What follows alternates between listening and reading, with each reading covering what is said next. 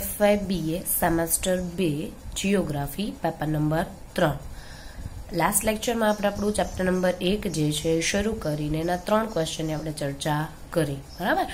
આજે આપણે ચેપ્ટર પહેલાની અંદર ક્વેશ્ચન નંબર 4 છે એને જોવાનો છે, જેની અંદર તમારો ક્વેશ્ચન છે ઘસારણ આવર્ત એટલે શું, ડેવિસની ઘસારણ આવર્તની સંકલ્પના સમજાવો. તો આપણે આ જે ક્વેશ્ચન છે એની અંદર કયા કયા ટોપિકની ચર્ચા કરશું, તો કે પ્રસ્તાવના, એની નોંધપાત્ર બાબતો છે, ઘસારણ આવર્તનો ખ્યાલ છે, આલેખની સમજૂતી અને સમીક્ષા, આ બાબતમાં આપણે ચર્ચા કરશું. તો સૌથી પહેલા તો એ જોઈએ કે ઘસારણ એટલે શું, પછી ઘસારણ આવર્ત વિશે ચર્ચા કરીએ. તો કે ઘસારણ એટલે શું, તો કે નદી, હિમનદી, પવન, સમુદ્ર, મોજા વગેરે દ્વારા ભૂતળના ખડકોનું વિભાજન કે વિઘટન થવાથી અલગ પડતા ખડક પદાર્થને વહન શક્તિથી અન્યત્ર દૂર થવાની અને ઘસાવાની ક્રિયાને ઘસારણ કહે છે. હવા ઘસારણ એટલે શું કહેવાય, તો કે નદી, હવા, પવનના લીધે જે ખડકો છે એનું શું થાય છે, વિભાજન થાય છે. ઈ વિભાજન થઈને ઈ શું થાય છે, અલગ પડે છે, બરાબર. નાના નાના ભાગમાં ડિવાઈડ થઈને અલગ પડે એટલે ઈ જે પદાર્થ હતો, જે નાનો કટકો થયો, અલગ પડ્યો, ઈ એક જગ્યાએથી ક્યાં જશે, બીજે જશે. તો બીજે ઈ જે ઘસે, પોતે ઘસાય કે ઘસારણ થાય, બરાબર. પોતે જે ઘસવા કે ઘસાવાની ક્રિયા છે એને શું કહેવામાં આવે છે, ઘસારણ કહેવામાં આવે છે. તો હવે જોઈએ ઘસારણ આવર્ત જે છે એટલે શું. પણ એના માટે સૌથી પહેલા જોઈએ કે આવું શું કામ આવું કઈ આવ્યું, ઘસારણ આવક માટેનો જે પ્રસ્તાવના છે એને સૌથી પહેલા જોઈએ. તો કે એમાં તમને એવું વાત કરીએ તો કે 1928માં જે અમેરિકન ભૂગોળશાસ્ત્રી છે શ્રી WM ડેવિસ, કોણ, WM ડેવિસ,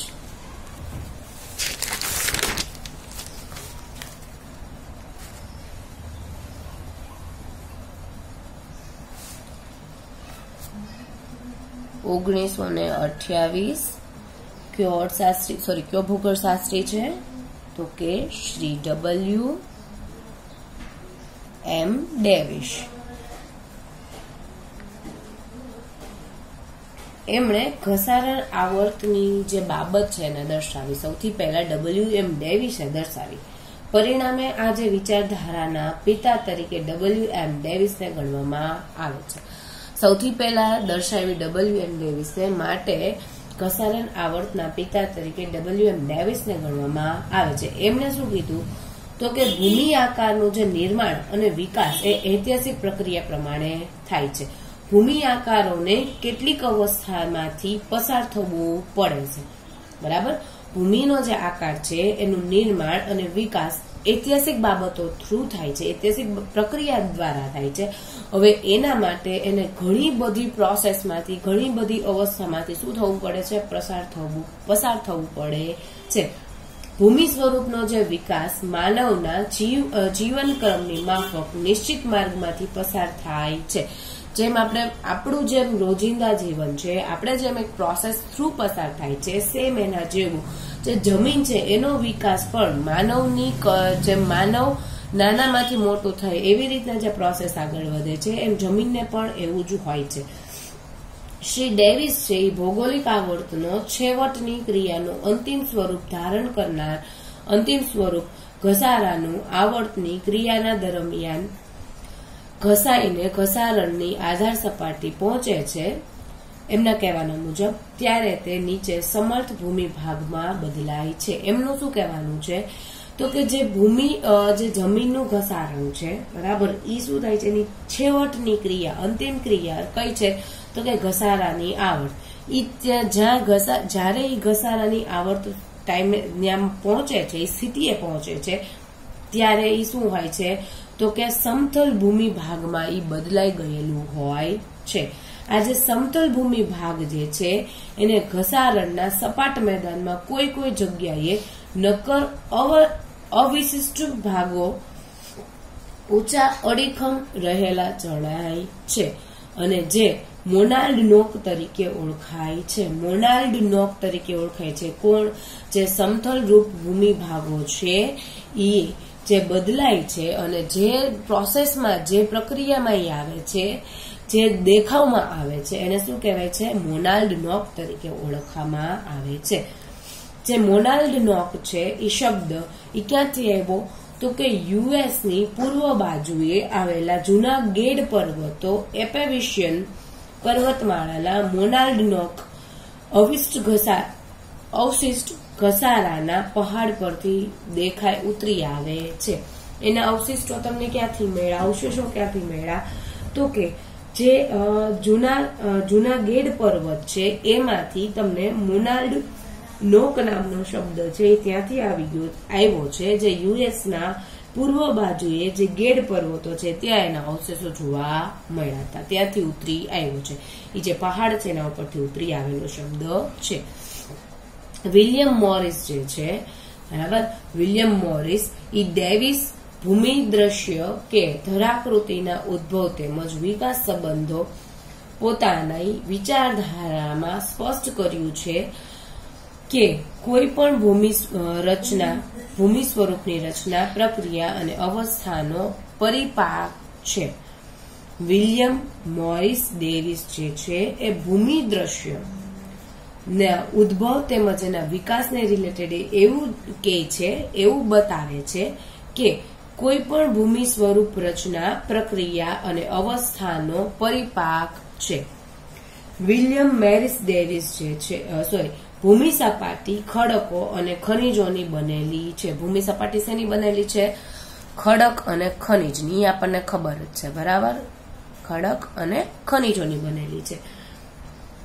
તો આ જે હરેક ખડક છે એમાં કોઈને કોઈ એક અથવા અનેક રીતે એમાં તમને શું જોવા મળે છે? ખનિજ જોવા મળે છે, જે મૂળ રાસાયણિક તત્વોમાંથી બનેલું હોય છે. જો આપણા હાથમાં એમને સોના નામની ખનિજ આવે પણ આપણને ખબર નથી કે એ સોનું છે, કેમ કે એમાં ઘણી બધી પ્રોસેસ થાય ને પ્યોર સોનું થાય પછી તમને ખબર પડે કે આ સોનું છે. બાકી ઘણી વખત સોનાનો ટુકડો હોવા તમારા હાથમાં હોય તો એ ખબર પડે નહીં.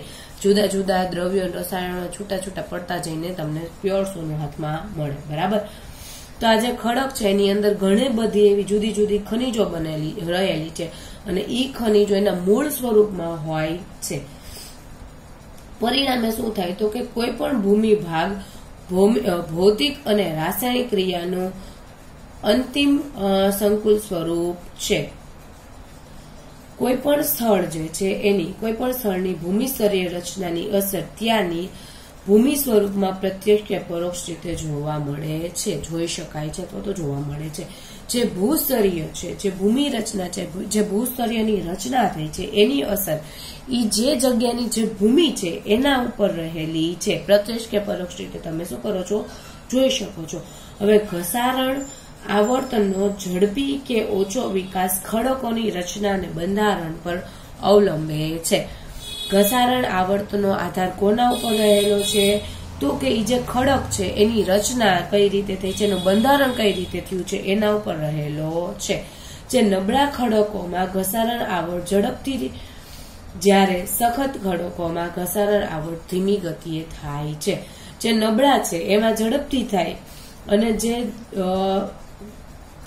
જે સખત કડક છે એમાં ધીમી ગતિ, કેમ કે જે કડક હોય એના ઉપર પ્રોસેસ થતા વાર લાગે, માટે ઘસારણ આવર્તની પ્રોસેસ છે એ નબળા ખડક ઉપર જલ્દીથી થાય છે અને જે પેલા સ્ટ્રોંગ છે, બરાબર, એના ઉપર સખત ખડક છે એના ઉપર લાંબી પ્રોસેસ થાય છે.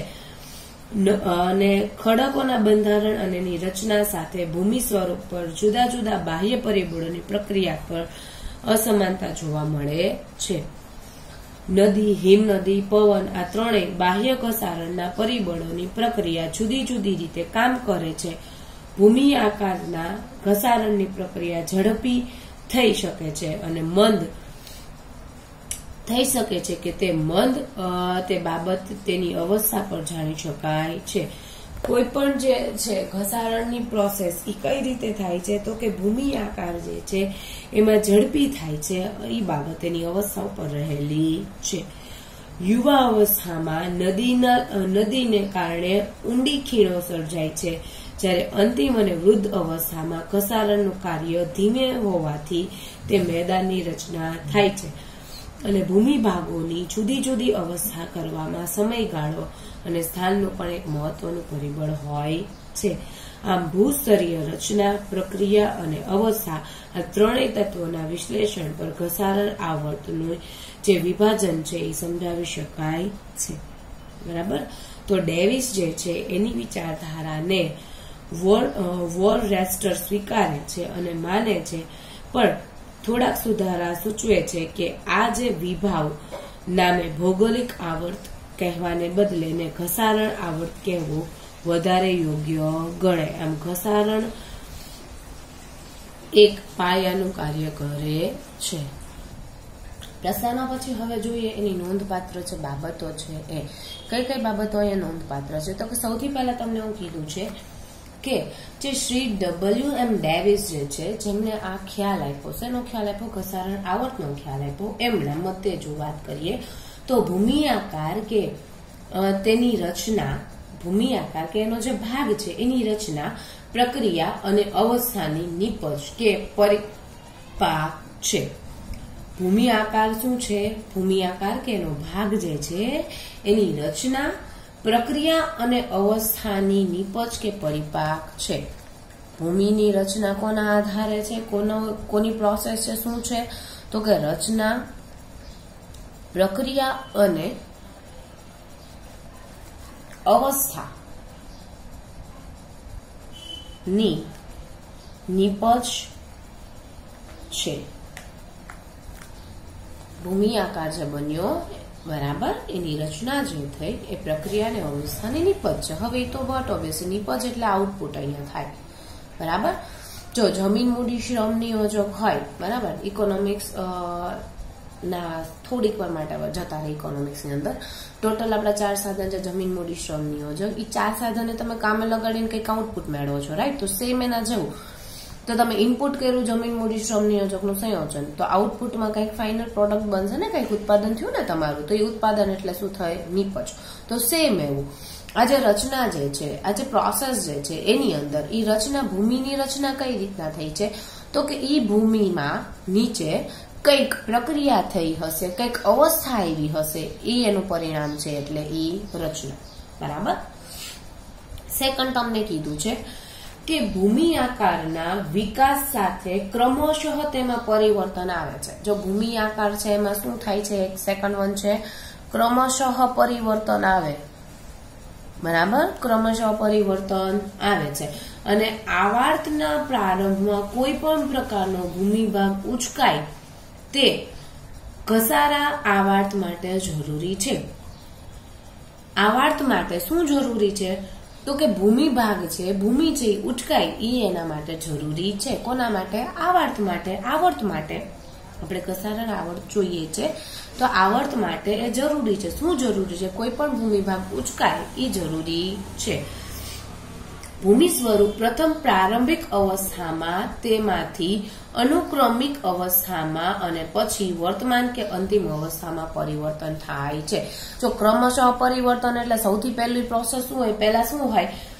તો કે પ્રથમ શું હોય? તો કે પહેલા તો પ્રારંભિક અવસ્થા હોય. જેમ કેમ આપણે નાનું બાળક હોય એના જેવું. તો પહેલા પ્રારંભિક અવસ્થા આવે, પછી પ્રારંભિક અવસ્થામાંથી કઈ અવસ્થામાં જાય? ઈ છે પછીની અવસ્થા જે છે એ અનુક્રમણિક અવસ્થા જે છે એમાંથી જાય છે અનુક્રમણિક અવસ્થામાં, અને પછી એની ત્રીજા નંબરની જે અવસ્થા છે એ અંતિમ અવસ્થા છે. આ ટોટલ 3 અવસ્થા એટલે ક્રમશઃ પરિવર્તન. પહેલા પ્રારંભિક પરિવર્તન આવે, પછી અનુક્રમણિક પરિવર્તન આવે અને પછી કેવું પરિવર્તન આવે? અંતિમ પરિવર્તન આવે. થઈ ગયું ક્રમશઃ પરિવર્તન. ડન. થર્ડ વન જે પોઈન્ટ તમને આપ્યો છે એ કીધું છે કે ડેવિસ જે છે એ શું કરે છે? તો કે ડેવિસ ભૂમિ આકારના વિકાસને 3 અવસ્થાઓને માનવી જીવનની અવસ્થા સાથે સરખાવે છે. હવે ડેવિડ જે આપણને દેવાવાળો વ્યક્તિ છે, આવો વિચારધારા દેવાવાળો, જેમ આપણે માણસની અવસ્થા હોય છે, પેલા બાળપણ હોય, પછી જુવાન થાય, પછી વૃદ્ધ થઈ જાય, સેમ એવી અવસ્થા એને જમીનને પણ એમ 3 અવસ્થામાં દર્શાવી છે. બરાબર. કે પેલા ભૂમિનો આકાર શરૂઆતમાં યુવા અવસ્થામાં હોય, જે પેલો પ્રારંભિક તબક્કો હતો ને એ. પેલા કેવા હોય, પેલા કઈ અવસ્થામાં હોય, જેમ માણસ યુવા અવસ્થામાં હોય એમ જમીન પણ પેલા કેવી અવસ્થામાં હોય, યુવા અવસ્થામાં હોય, પછી પ્રૌઢ અવસ્થામાં થાય, એટલે જેને આપણે વૃદ્ધ અવસ્થા કહીએ, ગઈઢા કહીએ એને, બરાબર. પ્રૌઢ અવસ્થા આવે અને પ્રૌઢ અવસ્થા પછી અંતિમ, એટલે જે અંતિમ સંસ્કાર આપી દો, અંતિમ વૃદ્ધ બની જાય ત્યારે, તો પછી શું છે, અંતિમ વૃદ્ધ અવસ્થામાં આવે છે, બરાબર. ટોટલ કેટલી આપણી પેલો, બીજો અને આ ત્રીજી બાબત. જેમ માણસની અવસ્થા છે એમ જમીનની પણ અવસ્થા છે. પહેલી અવસ્થા યુવા અવસ્થા, બીજી પ્રૌઢ અવસ્થા અને ત્રીજી અવસ્થા છે વૃદ્ધ, અંતિમ વૃદ્ધ અવસ્થા. આ ત્રણ જુદી જુદી બાબતમાં ધારણ કરે છે અને જે લગભગ છેલ્લે ઈ શું બને, ઈ અંતિમ અવસ્થા, એટલે આપણે અંતિમ અવસ્થા એટલે આપણે ભગવાન પાસે પહોંચી જાય એ, વયા ગયા એ, દેખથી છે એ. પણ જમીનની અંતિમ વૃદ્ધ અવસ્થા એટલે ઈ છેલ્લે મેદાનની સ્થિતિ ધારણ કરે. જમીન છેલ્લે શું આવી જાય, મેદાનમાં આવી જાય. સમજાય છે. પછી નંબર 4 તબક્કો છે, બાબત જે છે કે ભૂમિ આકારનો વિકાસ નિશ્ચિત માંગમાંથી પસાર થાય છે. પરિણામે આ પણ એક પ્રકારનું ભૂભૌતિક ચક્ર છે. એક નિશ્ચિત માર્ગમાંથી પસાર થાય છે, એક ફિક્સ પ્રોસેસ છે, ફિક્સ રસ્તો છે, એમાંથી શું થાય છે, પસાર થાય છે. કોણ? આજે આપણી જે પ્રોસેસ છે એ પ્રોસેસ, બરાબર, જે માનવ જીવનની માફક 3 અવસ્થામાં ધરાવે છે. નાનું બાળક હોય, મોટું થાય, પછી કમાતું થાય, પછી વૃદ્ધ થાય, પછી સાવ વૃદ્ધ થઈ જાય. એના જેવું જેમ આપણા માણસની પ્રોસેસ છે, માણસની અવસ્થા છે, એમ જમીનની અવસ્થા પણ એક નિશ્ચિત પ્રોસેસ થી આગળ વધે છે, નિશ્ચિત રસ્તાથી આગળ વધે છે. બરાબર. નેક્સ્ટ,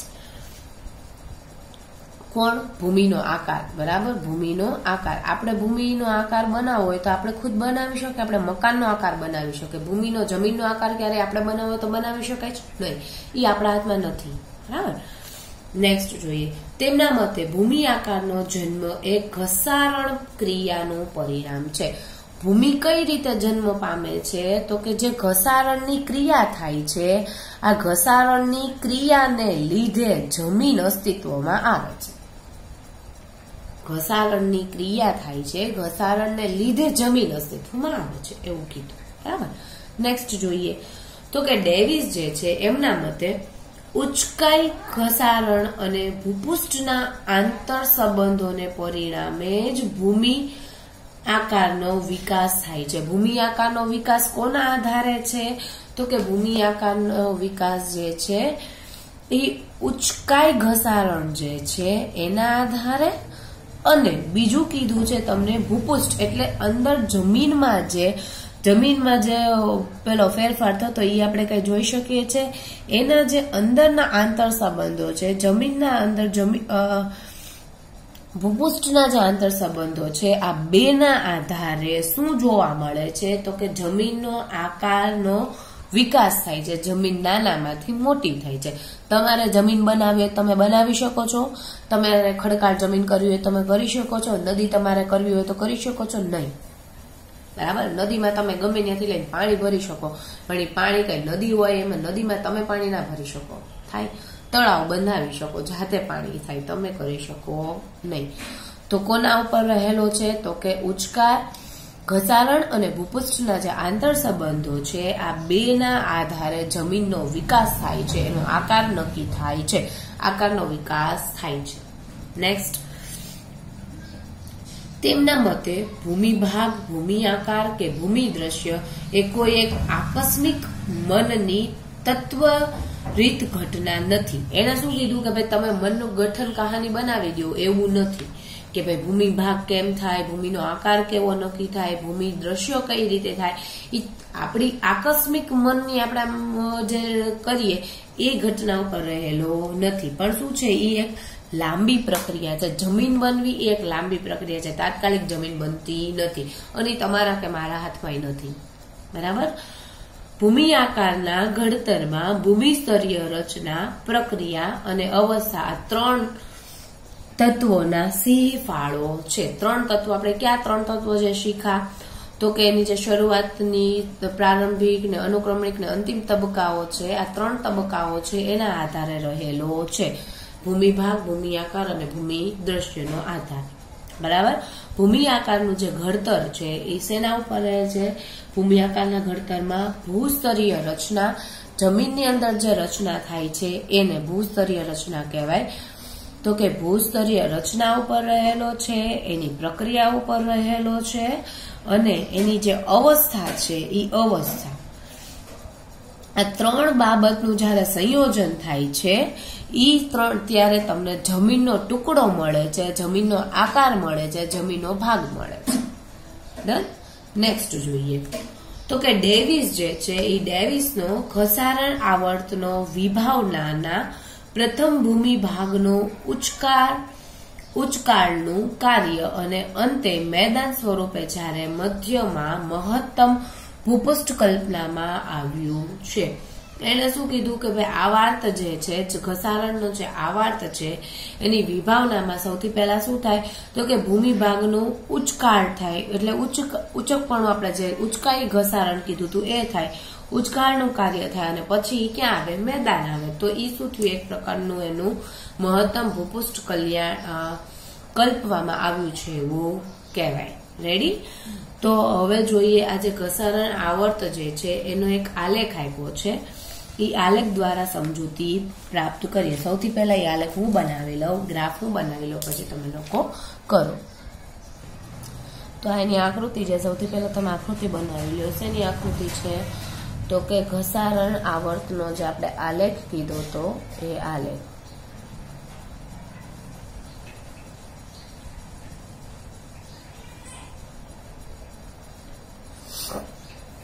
સૌથી પહેલા તમે લોકો આલેખ બનાવી લો.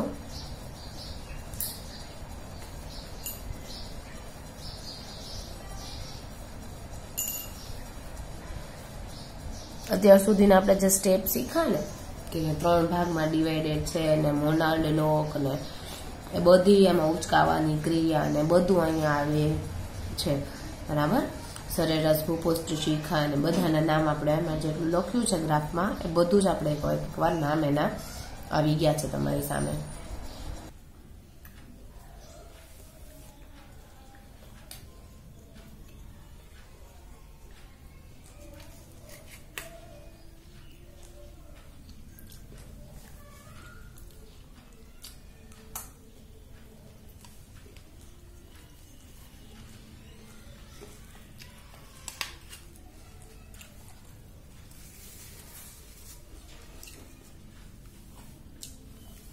રેડી થઈ ગઈ આકૃતિ બધાને? તો આકૃતિને સમજૂતી જોઈએ.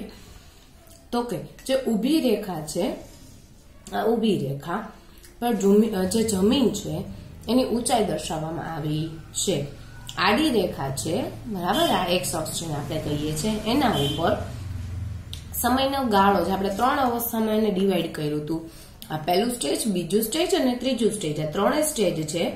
પ્રથમ યુવાવસ્થા, બીજી પ્રૌઢ અવસ્થા અને ત્રીજી કઈ અવસ્થા કીધી હતી? વૃદ્ધાવસ્થા.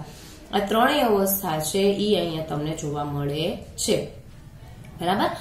બ ક રેખા પર, બ ક એટલે આ જે એક્સ અક્ષ જે આપણું છે એના ઉપર 2 વક્ર તમને જોવા મળે છે. જેમાં એક વક્ર છે એ ટોચનો વક્ર છે. બરાબર. એક વક્ર કેવો છે? ટોચનો વક્ર છે, જેને અપર કર્વ કહેવામાં આવે છે. જ્યારે એક છે એ નીચના વક્ર છે, નીચલો વક્ર છે, જેને લોઅર કર્વ કહેવામાં આવે છે. આ અપર, આ લોઅર, 2 કર્વ તમારી પાસે અવેલેબલ છે. રાઈટ. અપર કર્વ જે છે એને આપણે વાત કરીએ તો બ ક ર ક વડે દર્શાવવામાં આવે છે. અહીંયા ડ છે અને અહીંયા ર છે. બ ડ ર ક આ કેવો છે? અપર કર્વ છે. લોઅર કર્વ ની વાત કરવામાં આવે તો આ બ થી લઈને ક સુધીનો બ થી લઈને આ જે સેકન્ડ વન જે છે બ ક બ ડ ર ક આ જે છે એ કયો છે? લોઅર કર્વનો વક્ર છે એ દર્શાવવામાં આવે છે. ક્લિયર? પછી જે ઘસારણ આવર્તની પ્રક્રિયા છે એમાં નદીનું કાર્ય લીધું છે, જે નદીનું જે છે એનું એક કાર્ય લીધું છે, જે તમને SS1 રેખા શરૂ થાય જે છે, SS1 જે શરૂ થાય છે એમાં આ શું બતાવે છે તમને? શરૂઆતનું જે સરેરાશ ભૂપૃષ્ઠ છે એ બતાવે છે. પછી આ શું બતાવે? પછી આ શું બતાવે છે? જે અંતિમ મહત્વનું ભૂપૃષ્ઠ છે એ બતાવે છે, બરાબર. જ્યાં અંતિમ જે છે એ અહીંયા શરૂઆત, અહીંયા અંતિમ.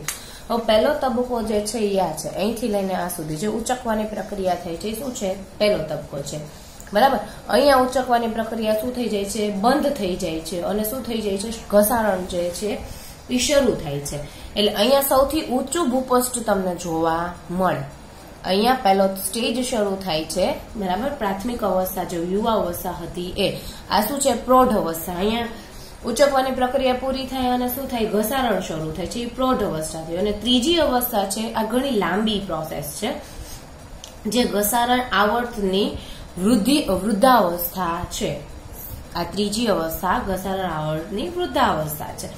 ઘસારણમાં પ્રથમ વક્ર જે છે અને બીજો વક્ર બંને સંબંધથી પ્રારંભનું ભૂપૃષ્ઠ મળે છે, અને જેને આકૃતિમાં સરેરાશ ભૂપૃષ્ઠ વડે દર્શાવવામાં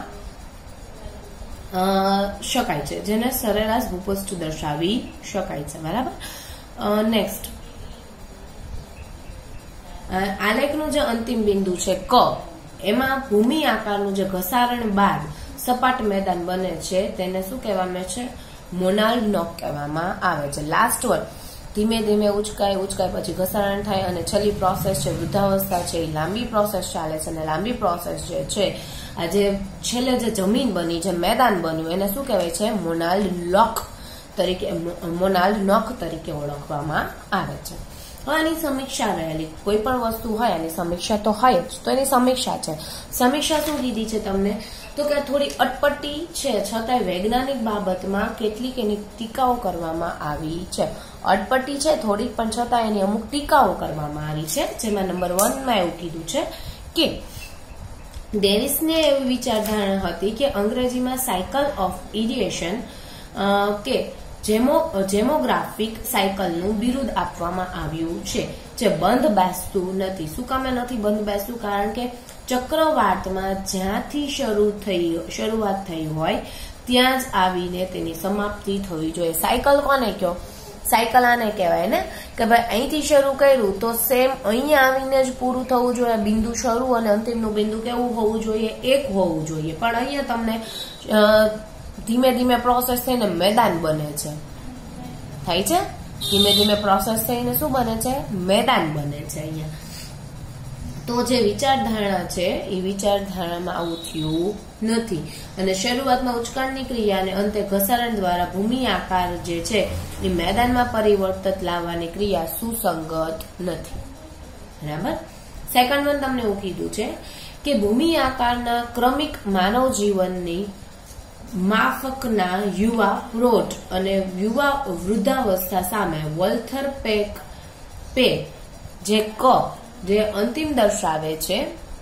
અને આ અવસ્થામાં અનિશ્ચિતતાઓ છે. આ અવસ્થા કેવી છે? અનિશ્ચિત. કેટલાક યુવાનો કુટેવોને કારણે અકાળે વૃદ્ધત્વ ધારણ કરતા હોય છે. ઘણી વખત આપણે કેમ અમુક માણસોમાં એવું, આપણે કેમ માણસમાં અમુકને કહીએ છીએ કે ભાઈ દેખાય છે નાનો પણ કેવો ગઈઢા જેવો લાગે છે, એવું છે ને. સેમ એના જેવું જ. અમુક વખત શું હોય કે હોય પહેલા સ્ટેજમાં પણ એનું લાગતું હોય કે એવું વૃદ્ધાવસ્થામાં હોય ને એવું લાગે છે. આવું જમીનમાં પણ એવું થાય છે.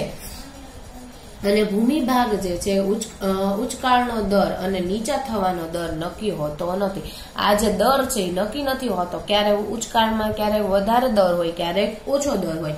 નક્કર ખડકો અને પોચા ખડકોમાં ઘસારણ આવડની પ્રક્રિયા ઝડપ થાય છે.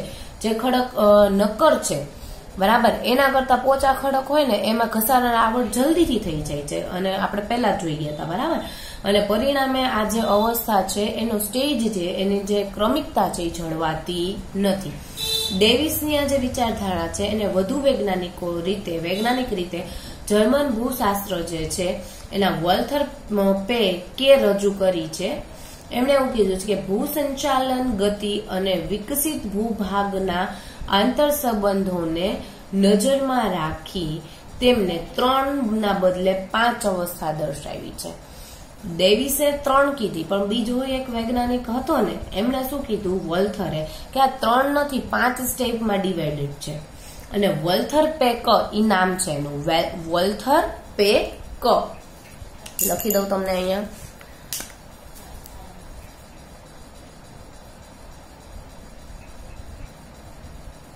આ નામ છે એમનું. એમની જે આ વિચારધારણા છે એને વધારે સુસંગત અને સ્વીકાર્ય ગણી છે, એટલે વિશ્વસનીય, વિશ્વમાન વધુ બને છે વોલ્થર પેક જે છે એમની. બરાબર. તો અહીંયા આપણો આ ક્વેશ્ચન થાય છે પૂરો. નેક્સ્ટ લેક્ચરમાં આપણે આપણો નેક્સ્ટ ક્વેશ્ચન જે છે ને કન્ટિન્યુ કરશું.